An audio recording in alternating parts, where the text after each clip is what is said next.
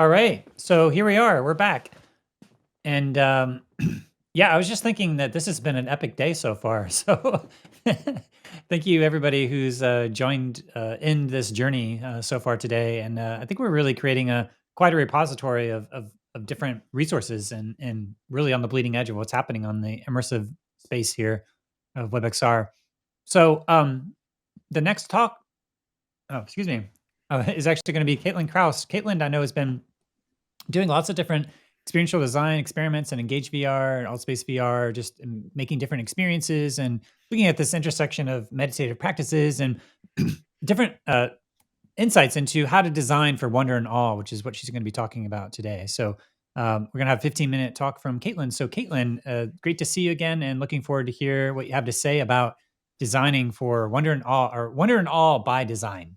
So Great Caitlin. to see you too, Ken. Thanks so much. Yeah, this bleeding edge, cutting edge, it's been such a full day of people who are change makers, designers, just really passionate about both the content and the community. So yeah, it's just such a pleasure to be talking in this stream today.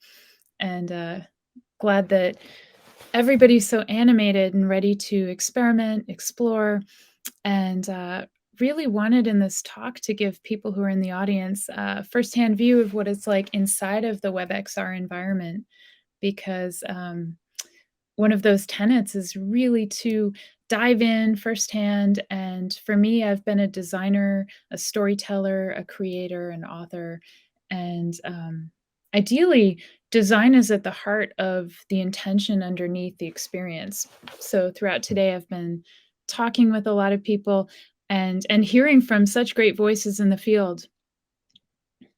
Beautiful. So, yeah, sure. So, what I want to do right now is we're going to get a live feed into WebXR, and I'm also going to be sharing some thoughts from in there. So actually having the wonder and awe by design in a space of wonder and awe. So what I'm doing here is showing you my real body non-avatar speaking to you. And then I'm also playing Alice inside of this world. So inside the WebXR environment, you'll see me here moving around in the space. Um, and it's really interesting. It can get really meta kind of fast about the way that I'm embodied as I play a different character inside of XR. And that's really why part of why I love it so much as a designer, because we not only get to create, but we get to experience and dive in and see what happens in our brain when we're embodied in a three-dimensional avatar and in a 3D space. So today you're seeing me in both spaces at once, and I just want to invite people in the audience to imagine what it feels like to be in this world. At the end of the talk, I'll also share a link where in the future you can come in and play in this world together and have that interactive experience. Part of my philosophy really has to do with the idea of wisdom beginning in a sense of wonder. So dropping into that childlike state of wonder and awe. Um, if we're not uplifted by wonder, maybe we're not learning anything. Maybe it's not impactful.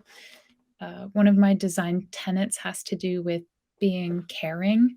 So caring for the user experience, the um, audience not as passive, but as very interactive.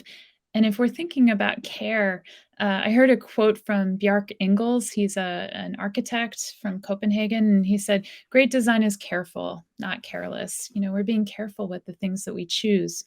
And I personally just love this notion of good design being really invisible. This good design is powerful, great design is invisible. You know, what are we doing behind the scenes and with our choices, and even with the sights and the sounds? And we'll talk about that today. This is a taster kind of talk into the idea of facing the world we live in, which is heavy. You know, we all, I think, can relate to some of these factors happening right now.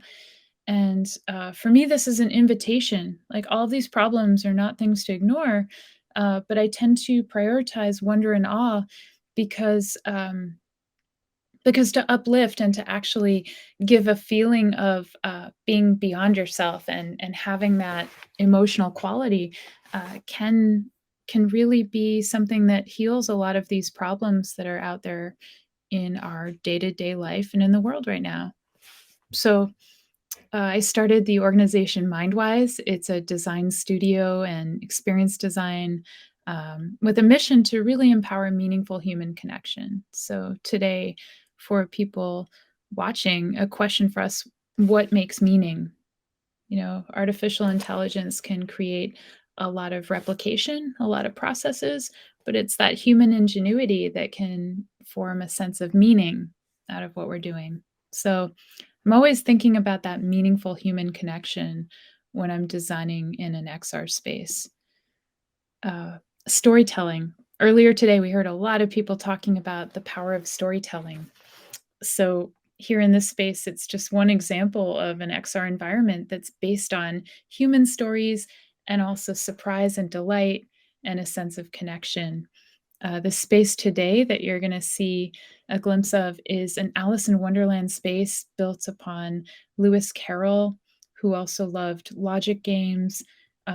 Science VR is a wonderful collaborator with me, and this environment is built to explore. You'll see the white rabbit beside me. I'm playing Alice, and we have that Carolian history of really taking storytelling, surprise, delight, a sense of magic, and letting people fall into that environment and really be surprised, really be invited.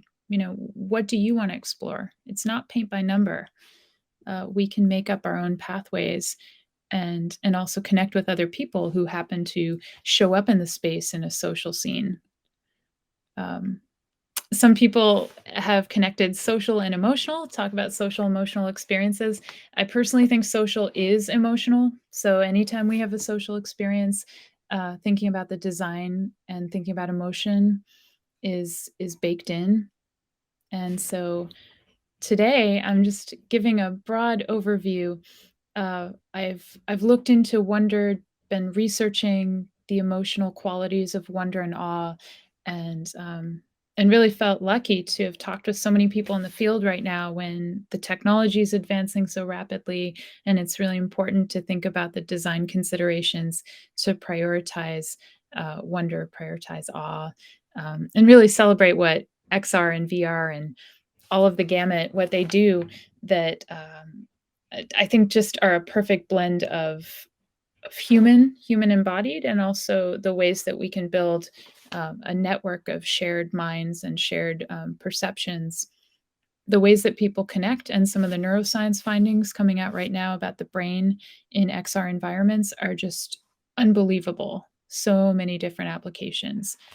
So in my career, I've been able to design different environments that really take wonder to new levels.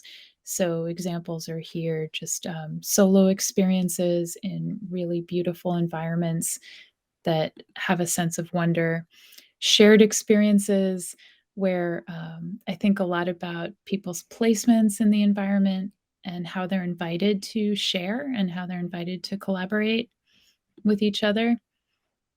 Sometimes invitations for people to drop into their senses and just have an invitation to explore, to connect, maybe to meet other people. And sometimes it's really floating in space and having an experience of wonder that's like the overview effect.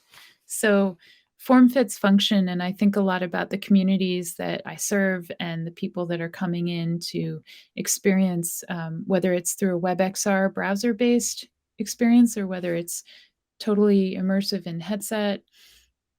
Really thinking about the opportunities that these creative environments give us to play a designer role and let others engage in the space.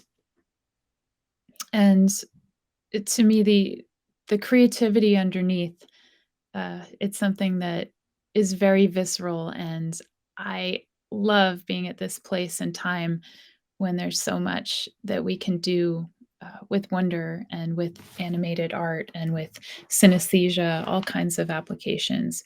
So anyone who's listening, if you're curious about this, I'm happy to dive in deeper, talk more with you, and share some experiences firsthand. Um, just glossing over wonder and awe, I've been thinking about the idea of wonder and awe not just as an emotion or as a quality, but as a practice. What are different practices that we can invite ourselves to undertake that have to do with different angles, different facets of wonder?